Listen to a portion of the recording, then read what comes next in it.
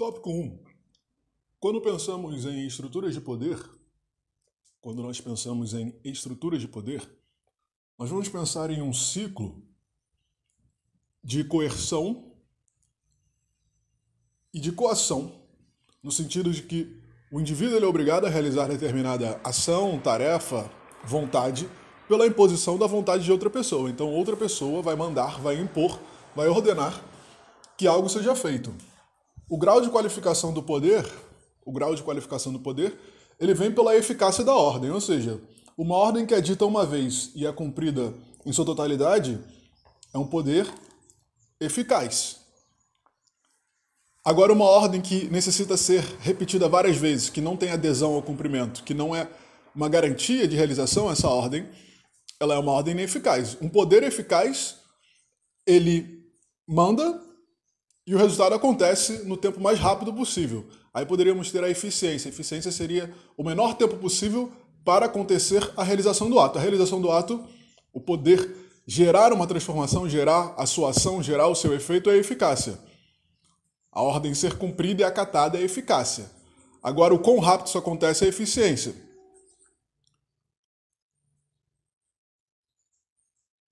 De qualquer forma, o que nós precisamos entender é que o poder, na sua natureza, ele depende de uma força. Essa força pode ser múltipla.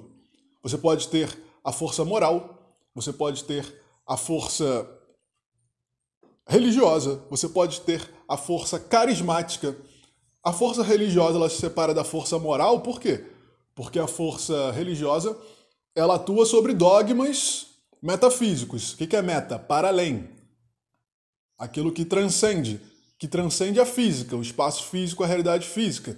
A metafísica é aquilo que vai além, é o invisível, o místico. A religião ela vai criar sistemas de organização, de leis, de poderes, de regras normativas e regimentos que são metafísicos, eles são além do físico.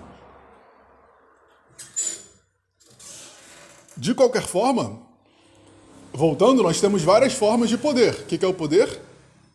A capacidade de executar sobre outras pessoas uma ordem, fazendo com que essas pessoas tomem as atitudes e ações que essa ordem ordena.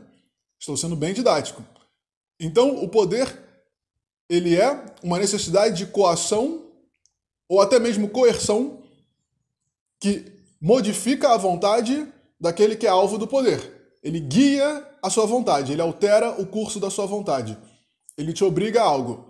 O poder pode ser moral, ele pode ser religioso, ele pode ser carismático, baseado no seu carisma, na sua habilidade de fala, na sua habilidade de conquista, na sua habilidade de apresentação e de geração de admiração. Quanto mais as pessoas admiram um determinado líder, esse líder ganha função carismática sobre essas pessoas seguem as ordens desse líder, porque esse líder ele tem uma certa hipnose, uma certa conquista dos egos e das vontades daquelas pessoas que são seus súditos, são seus seguidores. E aí nós temos também o poder bélico, o poder carismático, o poder moral, o poder religioso. Eu tenho o poder bélico. E claro, eu terei o poder normativo político, constitucional, o poder legal. Mas o poder legal ele é derivado desses vários outros poderes. O poder legal ele é a consumação em lei de um poder que existia anteriormente. Por quê? Porque o poder legal dificilmente ele vai existir sem o poder bélico. Atualmente na nossa sociedade não existe legislação que não tenha atrás de si o exército e a polícia para executar aquela legislação, aquela ordem. E também vai ser difícil você ter um poder político que não venha de um poder moral. Porque a moral, a ética, ela vai formar o coração das pessoas. O coração, o espírito das pessoas é formado pela ética e pela moral. Quando você tem essas bagagens constitucionais formadas em sua base, aí sim você terá a realização do poder legal. Ou seja, você juntou a moral, você juntou a ética, você juntou a legitimidade do Estado, da polícia, do exército, e agora você tem uma ordem legal que executa um poder jurídico.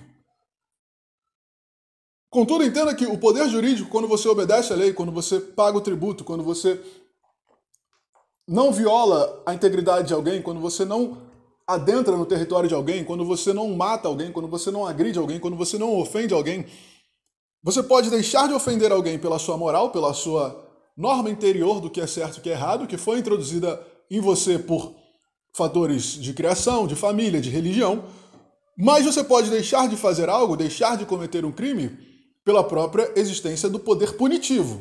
O poder punitivo, o poder de coação, o poder de coerção. O Estado ele vai atuar com sua ordem bélica, que é a polícia e o exército, e esses poderes eles têm o dever de executar sobre você uma coisa que você não quer que seja feita. Então, se você comete um crime, você é conduzido à cadeia. Você pode até voluntariamente ir e se entregar na prisão e se prender. Você pode ir lá pedir que te prendam porque você reconhece que errou. É uma possibilidade. Você pode não pagar tributos e depois se arrepender e vender seus bens e pagar os tributos devidos. Agora, é muito mais provável que o Estado tenha que confiscar os seus bens. Como que o Estado entra na sua casa e tira seus objetos? Como é que o Estado te leva da sua própria casa? Como que o Estado pega os seus carros? Como que ele bloqueia as suas contas? Pela ordem de polícia. Se não há a ordem do exército, se não há a ordem armada, se não tem o poder bélico, você não tem poder. Essa é a realidade da existência. Por que que os Estados Unidos dominam o mundo? Por que que a China domina o mundo?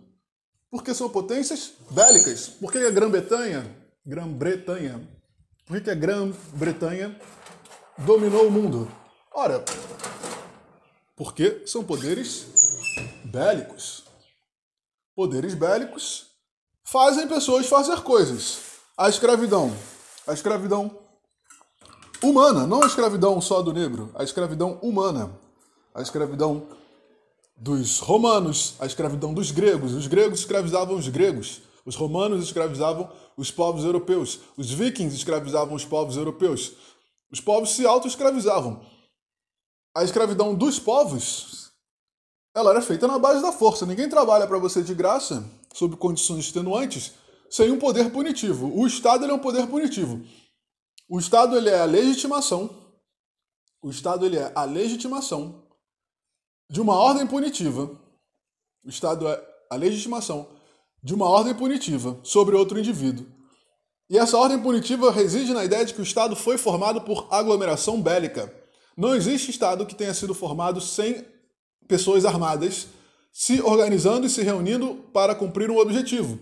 Às vezes esse objetivo era a liberdade, era o bem-estar, era a garantia dos direitos. Às vezes uma nação oprimida, um povo oprimido, necessita se organizar com armas, com baionetas, com pistolas, com fuzis, com espadas, com lanças, para defender o seu direito. E quando esse povo defende o seu próprio direito, ele expulsa o invasor, ele expulsa o opressor, ele forma uma nova ordem.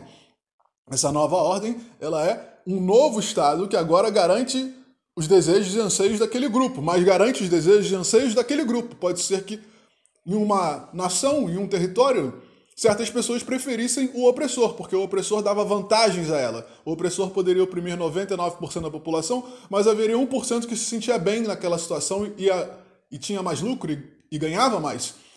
Esse grupo ele vai ser categoricamente destituído da sua vantagem. Então, essa nova força armada que lutou pelo poder, que garantiu o direito, a proteção, a defesa dos 99%, esse novo grupo bélico, ele agora tem uma questão. Que questão é essa? Ora, ele tem uma questão de que ele impõe a sua nova ordem de proteção aos 99%, mas aquele 1% que é contra o bem-estar dos 99%, esse 1%, ele geralmente ele é excluído da sociedade, geralmente ele é morto, geralmente ele é preso, geralmente ele é convidado a se retirar do território.